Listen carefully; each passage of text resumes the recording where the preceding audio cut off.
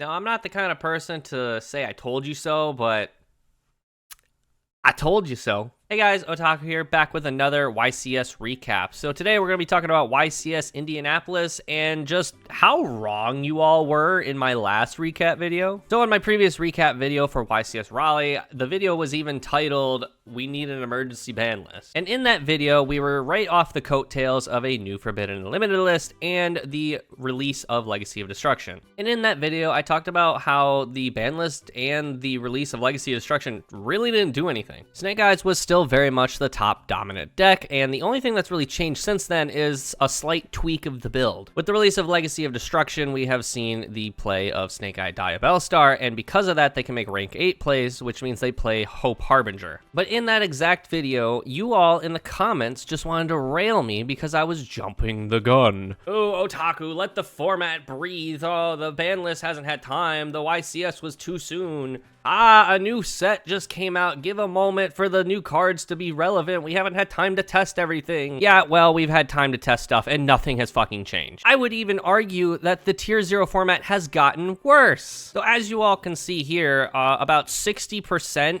of the top 32 at YCS Indianapolis was Snake Eyes, and go fucking figure, the winner of the event was Snake Eyes. In fact, the top 8, 7 Snake Eyes and 1 Labyrinth, and unfortunately for the Labyrinth player, he didn't quite make it. But if we look at the top 32 here, out of 32 decks, 21 of them were Snake Eye. This is what I mean by I swear things have gotten worse. Now, the rogue decks, I could say, have kind of become a little more diverse. We have 1 Labyrinth, 2 Melodious, 1 Despia Branded, 1 Tenpai, 2 Runic, 1 Fire King, 1 Salamangreat, 1 Voiceless, 1 Cashier. So it's kind of got a little spread out there, but the top dog is still very much the top dog. In fact, the only crazy thing here, and it's also not really even surprising, is Tenpai Dragon only got 1 topping in the top 32. And the reason this isn't surprising is because it's the same reason I kind of thought Tenpai wasn't going to do that great here in the TCG, is because Tenpai is in the same boat as Pearly. If we are preparing for Tenpai,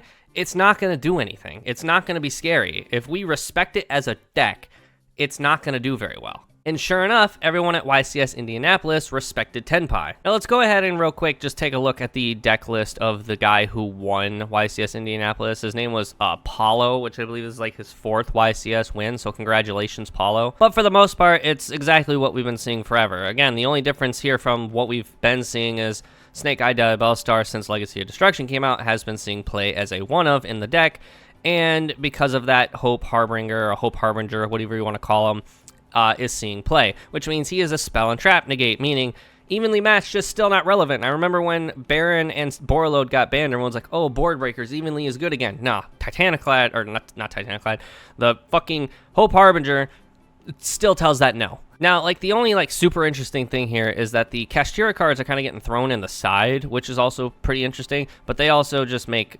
Draco Sack really good, which means Draco Sack can just provide link material. Skill Drain, go figure, right? A fucking Summon Lemon got banned, so on to the next untouched fucking floodgate. Boom, Skill Drain. So I think it's finally safe to say we need an emergency ban list. If you tell me in the comments that I still need this format to breathe, you're actually fucking insane. And I know I'm not the only content creator that's saying this. Everyone's pretty sick of Snake Eyes, and at this point, some of the older cards are old enough that we can probably tweak them and hit them now. But, like, come on now, Konami. Like, let's not have an Snake Eyes only fucking Nationals and Worlds, please. We're sick of watching it. Like, I don't know about you guys, but I wasn't watching day 2 of the YCS in general. Day 1 was actually really interesting, and I think Konami did this on purpose, because if you all noticed, day 1 of the YCS recap, or, like, the YCS feature matches, was, for the most part, not Snake Eyes. Snake Eyes made a couple appearances, and I think Tenpai made 1. But for the most part, it was like meta decks. Like there was Branded. I believe there was Melodious at one point. There was a lot of interesting decks that made an appearance that weren't Snake Eyes and Tenpai. And again, I think Konami did this on purpose because they know we're fucking sick of Snake Eye. And the moment we hit day 2 had the lowest views. Day 2 had some of the lowest numbers for views possible because we're just done with Snake Eyes. And that's all day 2 was. Every so often I would like tune in just to see like what is making an appearance, and it was just all Snake Eye. It was just all fucking Snake Eye. And bro, if I am probably the biggest Snake Eye hater at this point, not because I'm losing to it. I do know how to play against this deck, and of course, because it's the best deck, I do lose to it from time to time.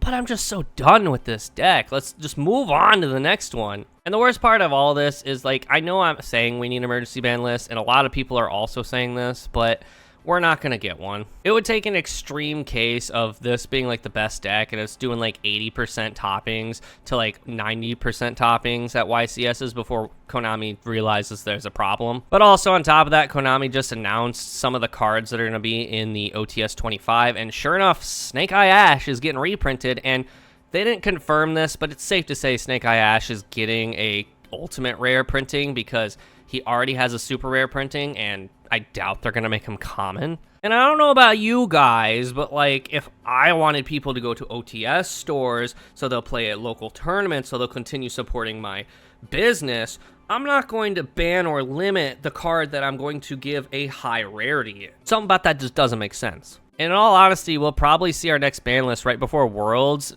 about the same time that the OCG is going to see their next ban list.